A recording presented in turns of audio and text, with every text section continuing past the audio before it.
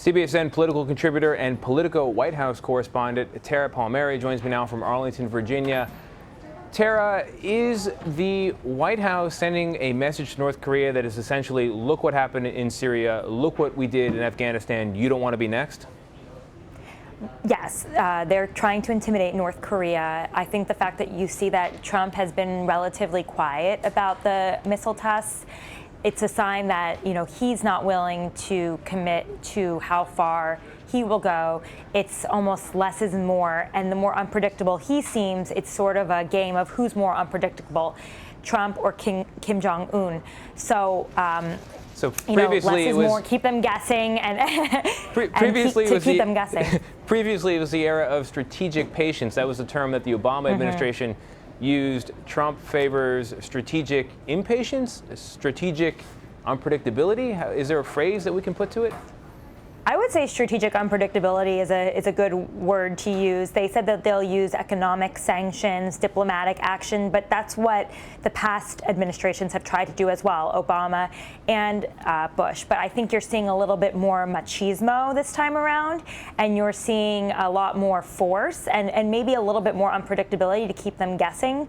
And but you're not. Besides the fact that strategic patience is over, what does that mean? It means we might do something, but they're not actually laying anything out. And it's really interesting. Over the weekend, President Trump tweeted about, all kinds of things. His electoral college win, what he called paid protesters on tax day, but really low key about North Korea's failed missile launch. So why the silence on that particular issue?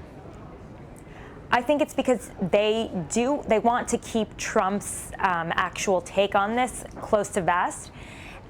They want to show that Trump has shown as a leader that he changes his mind quickly. He said, Assad should stay in power, then said he shouldn't, and then dropped a bomb in Syria. I think keeping Kim Jong-un guessing on Trump is the way to do this. And while Pence and Tillerson and Haley might come out and put statements out saying that, this is what we're going to do, economic and diplomatic strategic moves, at the end of the day, they know that Trump is the one who makes the decision. He's been prone to actually go against what they say. Yeah, well, as President Trump keeps Kim Jong-un guessing, I can imagine the residents of Seoul are a little bit worried about what guess that leader of North Korea might make on his own. Moving on, you've got some very interesting reporting as we near the president's 100th day in office. You've been picking up on the fact that many new White House staffers appear to be former Bush aides, President Bush. And of course, Trump was very critical of former President Bush during the campaign. Low energy Jeb. So now he's hiring people who worked for the Bush family in their prior runs through the White House? What's going on here? Exactly. He's hiring a lot of old George W. Bush hands because they are, first of all, adults who know a lot about the agencies. They're easy to confirm because they've already gone through the confirmation process. And the problem right now is that the Trump administration has been very slow about putting appointees in positions. Less than 100 out of 500 appointees have actually gone through. So they're sort of stuck going to the tried and tested pool in D.C. that's left and that is willing to work for Trump. And on top of all of that, they have to have been never Trumpers.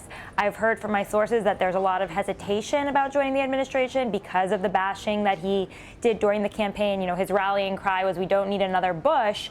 But at the end of the day, if he's, personnel is policy, and if you are filling the White House with people who agreed with a former administration, it's likely that you're going to see policy that's similar to that as well. So I've got to wonder, what are Trump loyalists who loved his Bush bashing, what do they think about these officials now joining the Trump team?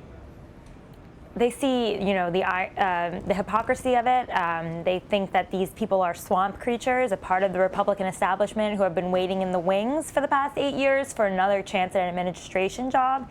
They don't see this as a part of the Drain the Swamp campaign that Trump pushed so vehemently. So I think at the end of the day, though, agency officials, they're almost like the CEOs. They really make the wheels turn. And while a lot of the cabinet secretaries come from outside of Washington, those people, they need the support of people who have the actual technical experience when I've done it before. So it makes sense to put them in undersecretary roles, deputy secretary roles, assistant secretary roles, because those are all confirmable. And frankly, a lot of the administration officials I spoke to said they're tired of these beachhead teams, and they really need to get moving with real, guts and have some real personnel behind them so that they can actually deliver. All right, Tara Palmeri in Arlington, Virginia, covering the swamp and the swamp creatures who reside there. Thank you very much. Thank you.